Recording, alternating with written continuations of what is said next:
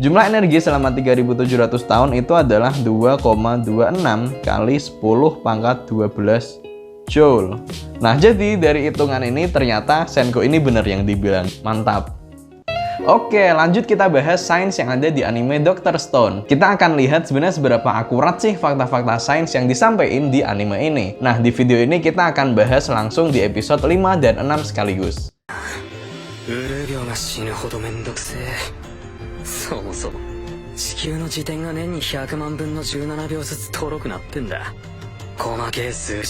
Oke, setiap 1 juta tahun rotasi bumi melambat 17 detik. Apakah ini benar? Iya, ini benar. Jadi emang benar rotasi bumi itu dari waktu ke waktu dia akan menjadi semakin lambat. Dan hal ini itu diakibatkan oleh beberapa hal. Yang pertama, yang paling besar efeknya itu adalah efek dari gravitasi bulan. Terus juga ada efek dari perubahan distribusi massa bumi dan banyak lagi lainnya. Bahkan hal-hal yang itu buatan dilakukan oleh manusia itu pun bisa mempengaruhi kecepatan rotasi bumi. Contohnya, itu ada suatu bendungan di Cina yang karena saking besarnya, itu dia juga mempengaruhi kecepatan rotasi bumi. Kalau kita lihat ke data yang ada, jadi bumi itu melambat sebesar 1,7 milisecond setiap 100 tahun. Atau bisa juga dianggap bahwa melambatnya ini adalah 17 detik setiap 1 juta tahun. Di sini yang dikatakan oleh Senku ini benar. 脳の消費カロリーは1日400キロカロリー。3700年分のエネルギー換算だと Kita berhenti dulu di sini, ayo coba kita hitung sendiri apakah benar yang dibilang sama Senku ini. Dari informasi yang dibilang sama Senku, otak kita itu membakar energi sebesar 400 kalori per hari. Terus 1 kalori ini nilainya sama dengan 4200 Joule. Jadi untuk ngitung energi yang dibutuhkan oleh otak selama 3700 tahun ini, kita bisa ngitung dengan cara 400 kalori kita ubah ke Joule kali 4200, terus kali 3700 tahun kali 365 hari. Nah, dari hasil perkalian ini kita bisa dapat hasilnya. Jumlah energi selama 3700 tahun itu adalah 2,26 kali 10 pangkat 12 Joule.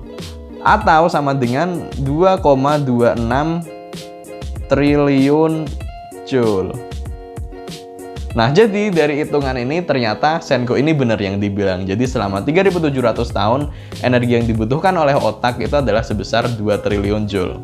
Mantap. そんなエネルギーをどこから? E = mc²。つまりエネルギーと物は等価交換。アインシュタインのおっさんが導いた科学の基礎だ。忘れんな。どんなに石化がファンタジーだろうがな。科学の基礎だけは絶対に揺らがねえ。Akhirnya sampai juga kita ke rumus Einstein yang terkenal yang juga ditulis di bajunya Senku, E sama dengan mc². Nah, pertanyaannya sebenarnya ini tuh rumus apa sih?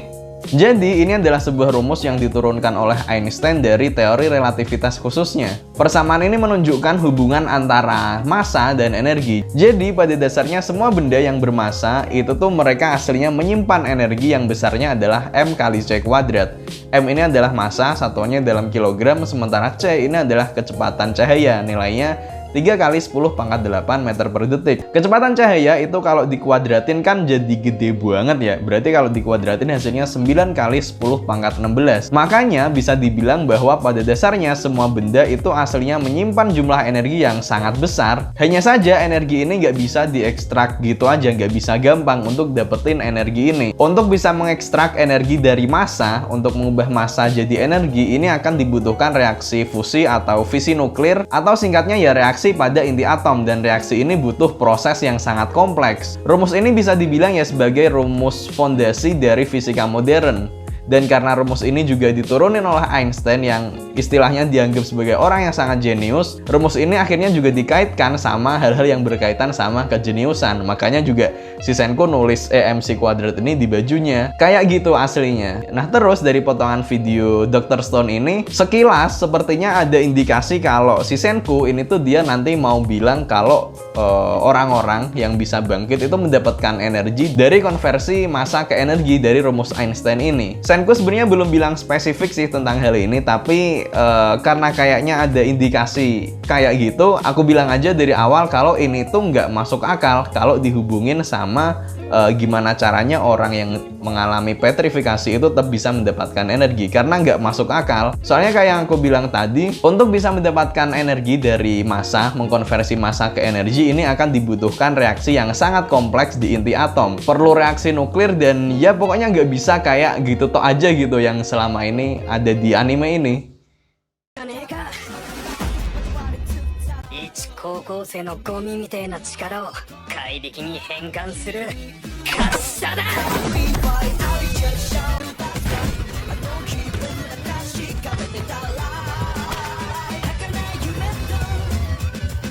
Nah, akhirnya kita ketemu juga sama yang fisika banget di episode Dr. Stone ini, karena dari kemarin-kemarin itu kan lebih banyak yang kimia, dan akhirnya di sini ada yang pure fisika gitu. Ini adalah istilahnya sistem katrol bertingkat. Nah, dengan sistem katrol bertingkat ini, kita bisa narik benda yang sangat berat dengan tenaga yang jauh lebih kecil. Kayak di sini si Senku berhasil untuk narik bongkahan pohon yang nimpa Kohaku dengan berat tubuhnya sendiri, padahal berat pohonnya itu sampai ratusan kilogram gitu. Sekarang coba kita hitung sebenarnya seberapa besar sih keuntungan mekanis istilahnya yang didapatkan oleh Senku dengan menggunakan sistem ini. Nah, anggap aja sistemnya kayak gini ya. Jadi di sini anggap aja berat bebannya itu adalah W. Nah, dari sini kan kita bisa tahu nih beban W ini dia ditopang oleh 2 buah tali. Nih, ke atas ini kan dia ditarik 2 buah tali. Jadi yang awalnya W di sini, pas di atas sini ini akan kebagi 2. Jadi di sini ada W per 2, di sini ada W per 2. Nah, terus kita lanjut ke katrol yang kedua. Di sini beban W per 2 ini juga akan kebagi jadi 2 lagi. Jadi di sini akan jadi W per 4, di sini juga akan jadi W per 4. Nah, terus lanjut lagi W per 4 ini juga akan kebagi lagi jadi 2, jadinya W per 8. Di sini juga W per 8. Jadi dari sistem ini bisa disimpulkan untuk mengangkat beban sebesar W, tarikan yang dibutuhin itu cuman besarnya W per 8. Nah, kayak gitu. Kalau kata Senku ini pohonnya kira-kira masanya 500 kg. Berarti 1/8-nya adalah 62,5 kg. Jadi dari sistem ini kayu yang beratnya itu sampai 500 kg itu sama aja kayak narik beban 62,5 kg. Makanya di sini Senku itu nariknya cuma dengan berat tubuhnya aja, dan si kayunya ini bisa terangkat dengan sistem ini. Ini sistem yang keren banget dan banyak dipakai di industri untuk di pabrik-pabrik dan lain-lain untuk ngangkat benda-benda yang sangat berat.